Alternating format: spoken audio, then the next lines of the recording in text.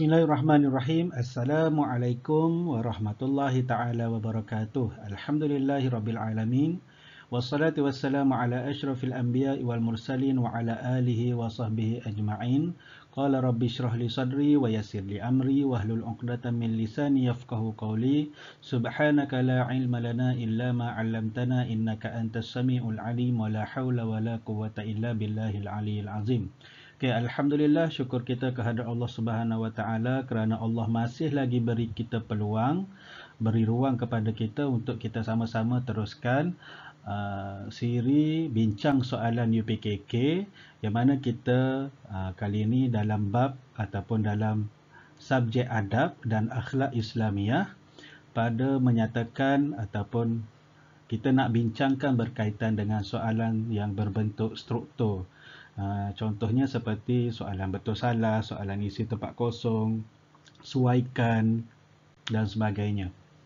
Okey, tanpa melengahkan masa, jom kita tengok soalan-soalan yang kita akan bincangkan dalam video kali ini. Okey, soalan 11 hingga soalan 15, 5 markah. Arahan soalan dia tandakan right pada pernyataan kebaikan beradab. Tanda right pada pernyataan kebaikan beradab dan pangkah pada akibat tidak beradab. Okay, akibat tidak beradab semasa bermesyuarat. Okey, ini berkaitan dengan adab, kebaikan beradab dan akibat tidak beradab ketika kita bermesyuarat. Okey. So, kita tengok soalan 11. Mencapai keputusan yang dipersetujui semua pihak. Mencapai keputusan yang dipersetujui semua pihak. Yang ni kebaikan beradab ke akibat tidak beradab? Okey, jawapannya okey, betul ataupun tanda right. Dia adalah kebaikan beradab. Soalan nombor 12. Setiap ahli persatuan hilang kepercayaan di antara satu sama lain. Setiap ahli persatuan hilang kepercayaan di antara satu sama lain. Yang ni disebabkan oleh ataupun akibat tidak beradab ketika bermesyuarat. Okey, soalan nombor 13. Banyak memberi kerugian kepada semua pihak. Banyak memberi kerugian kepada semua pihak. Yang ni adalah akibat tidak beradab ketika bermesyuarat. So, tanda pangkah. Okey. Nombor 14. Dapat menyelesaikan masalah dengan kerjasama. Dapat menyelesaikan masalah dengan kerjasama. Jawapannya betul. Tapi soalan ni macam ralat sikit ni. Okey, tapi kita boleh fahamlah. Dapat selesaikan masalah dengan kerjasama ni kebaikan beradab lah ni. Kebaikan beradab ketika bermesyuarat. Okey, soalan nombor 15. Tiada sokongan boleh melemahkan persatuan dan merugikan semua pihak. Tiada sokongan boleh melemahkan persatuan dan merugikan semua pihak. Ini akibat tidak beradab ketika bermesyuarat. So, tanda pangkah. Tak ada sokongan. Melemahkan persatuan dan merugikan semua pihak. Disebabkan oleh tidak beradab ketika bermesyuarat. Okey. So, soalan ni dia kata kita kena baca dan fahami ayat yang dia bagi ni. Kemudian tentukan sama ada ianya kebaikan beradab ataupun akibat tidak beradab ketika bermesyuarat. Okey. Kita tengok soalan seterusnya. Okey, soalan nombor 16 hingga 20. Okey, soalan 16 hingga 20, 5 markah. Garis jawapan yang sesuai. Gariskan jawapan yang sesuai. Okey, garis ni pastikan guna pembaris lah, sebab jarang kita kalau tak guna pembaris, kita boleh buat satu garisan yang lurus. So, pakailah ataupun gunalah pembaris. Okey, soalan nombor 16. Baca dulu. Menyediakan makanan dengan cara yang betul dapat menghindari atau menjaga kebersihan. So, jawapan dia adalah menjaga kebersihan. Okey, soalan nombor 17. Mengambil berat mengenai rakan dapat mengeratkan atau memutuskan silaturahim. Yang mana satu? Ambil berat mengenai rakan dapat mengeratkan silaturahim. Okey, nombor 18. Berjalan di tempat yang sunyi dan sempit secara bersendirian hendaklah dihindarkan atau diutamakan. Dihindarkan. Okey, jalan tempat sunyi dan sempit ni kita kena hindarkan, elakkan daripada melalui tempat yang sunyi dan sempit kerana kita tak tahu bahaya yang ada di tempat-tempat yang macam tu. Okey, 19. Ciri-ciri pekerjaan yang baik. Ciri-ciri pekerja yang baik ialah menyeleweng atau bertanggungjawab terhadap pekerjaannya. Okey, yang mana satu? Pekerja yang baik menyeleweng ke bertanggungjawab? Mestilah bertanggungjawab terhadap pekerjaannya. Okey, soalan nombor 20. Pekerja cemerlang atau mundur dapat menghasilkan produk yang berkualiti. Okey, pekerja yang mana satu? Yang cemerlang ke yang mundur? Pekerja yang cemerlang. Pekerja cemerlang dapat menghasilkan produk yang berkualiti. Okey, so selesai soalan garis. So, soalan seterusnya, soalan 21 hingga 25. Padankan pernyataan dengan adab yang betul. Dia ada adab di majlis keramaian dan ada adab menziarahi orang sakit. Okey, kena bezakan yang mana satu adab di majlis keramaian dan adab menziarahi orang sakit. Okey, nombor 21 kita tengok petak ni. Tengok petak ni. Okey, soalan nombor 21. Mematuhi peraturan hospital. Kalau sebut pasal hospital ni, mestilah berkaitan dengan adab menziarahi orang sakit. Okey, sesuaikan. Kemudian, soalan nombor 22. Berkenalan dengan hadirin. Berkenalan dengan hadirin. Orang yang ramai hadir ni adalah di adab di majlis keramaian. Okey, gariskan. Kemudian 23. Memberi kata perangsang. Memberi kata perangsang. Memberi kata perangsang ni sesuai untuk adab menziarahi orang sakit. Kita bagi kata-kata menguatkan semangat dia. Kata-kata yang boleh menguatkan semangat orang yang kita ziarah tu. Dia tengah sakit, so kita bagilah kata-kata perangsang supaya dia lebih bersemangat untuk melawan penyakit dia tu. Okey, soalan nombor 24. Memenuhkan tempat di hadapan. Memenuhkan tempat di hadapan. Mestilah adab di majlis keramaian.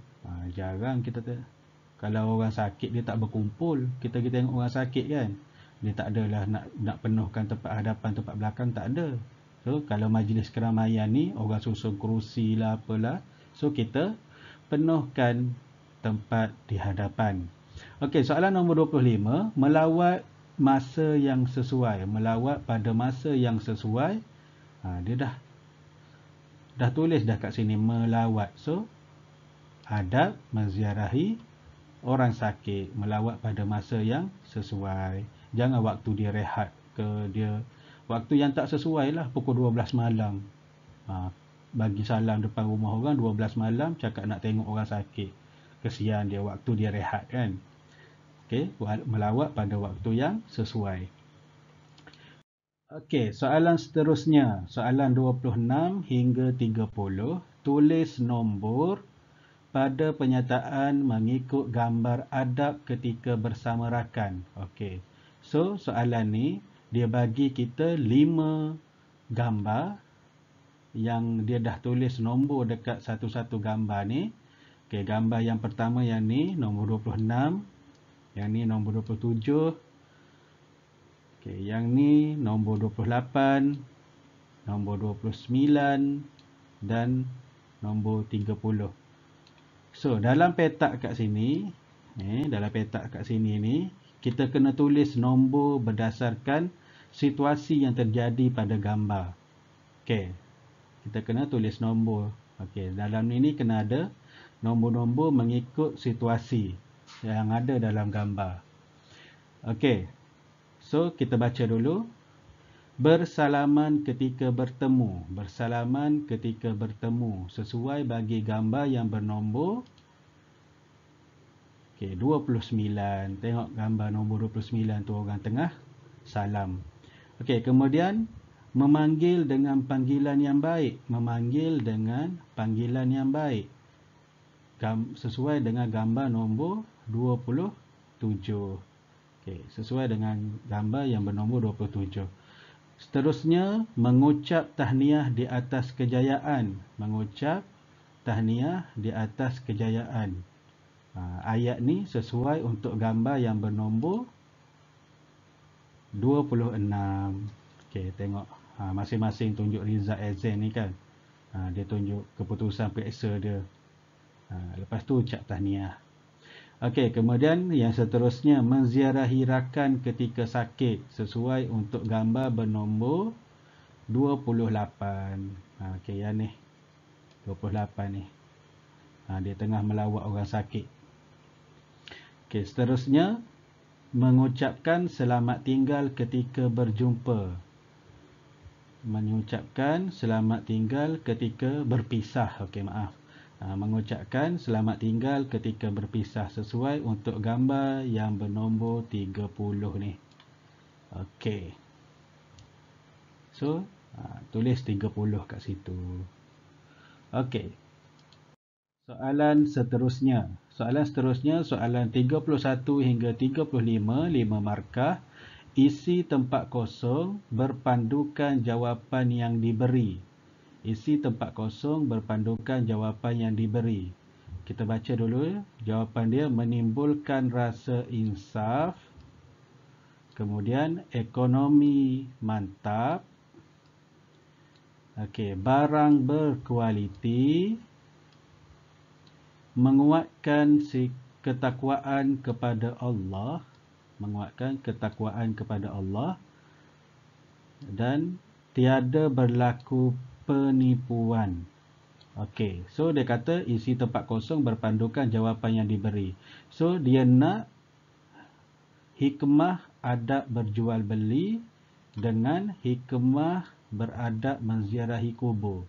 Okey, dalam soalan yang ada dekat sini, dengan jawapan yang ada dekat sini, kita kena pisahkan dia sama ada dia adalah adab hikmah adab berjual beli ataupun hikmah menziarahi kubur. Okey, so kita tengok dalam tu hikmah adab berjual beli. Apa dia? Yang pertama, ekonomi mantap. Okey, so kita dah guna yang ni. Kita dah guna yang ni, kita pun tanda sikit. Okey, dah guna. Ekonomi mantap. Yang kedua, hikmah adab berjual beli, barang berkualiti. Okey, barang berkualiti kita dah masukkan. Kita tanda sikit, dah guna dah yang ni. Okey. Kemudian 33 hikmah adab berjual beli lagi satu. Tiada berlaku penipuan. Tiada berlaku penipuan. Okey, tanda lagi kat sini. Okey, dah guna 3, dah guna. So, yang baki 2 ni adalah hikmah beradab menziarahi kubur. Antaranya menimbulkan rasa insaf. Pergi ke kubur timbul rasa insaf. Orang lain dia yang ada dekat kubur tu semua dah meninggal, kita pun akan meninggal. Kullu nafsin za'iqatul maut. Setiap yang bernyawa pasti akan merasai mati. Kemudian apa satu lagi? Menguatkan ketakwaan kepada Allah Subhanahu Wa Taala. Okey, selesai hikmah adab berjual beli dan hikmah beradab menziarahi kubur. Okey, kita pergi ke soalan yang seterusnya.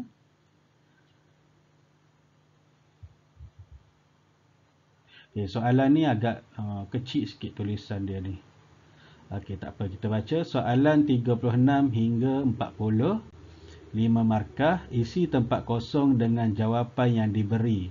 Okey, jawapan yang dia bagi adalah doa, peraturan, takbur, aurat, buku, adab. Okey. Pilihan jawapan yang dia bagi ataupun jawapan yang dia bagi ni ada 6, manakala soalan pula ada 5. So maksudnya ada satu jawapan yang kita tak akan guna. Okey. So kita baca. Maryam bertugas sebagai seorang fotografi. Tugas beliau adalah mengambil gambar-gambar yang menarik di serata tempat. Sebelum memulakan perjalanan, Maryam akan membaca, baca apa? Membaca doa. Okey, so kita dah buat doa, kita potong. Kita tanda sikit, okey, dah jawab doa. Kemudian, Maryam sentiasa menjaga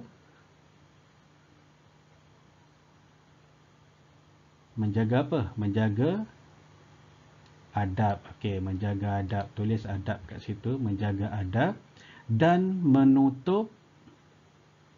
Dia ni dia kerja apa? Fotografi. So dia akan selalu keluarlah. So dia akan menjaga dan menjaga adab dan menutup aurat. Okey, menutup aurat, tanda dekat aurat. Okey, dah jawab dah aurat. Beliau sentiasa berhati-hati dan mengikut mengikut apa? Mengikut peraturan pergi ke tempat yang dituju. Maryam juga, okey, sebelum tu kita tanda peraturan dah jawab. Okey, Maryam juga tidak bersifat takbur dan bermegah diri. So kita tanda dekat sini takbur. So lepas tu baca sekali lagi, betul tak ayat kita tu?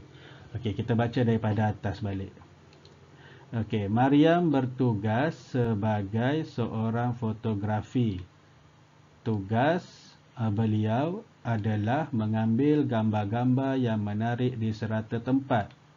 Sebelum memulakan perjalanan, Maryam akan membaca doa dan Maryam sentiasa menjaga adab dan menutup aurat.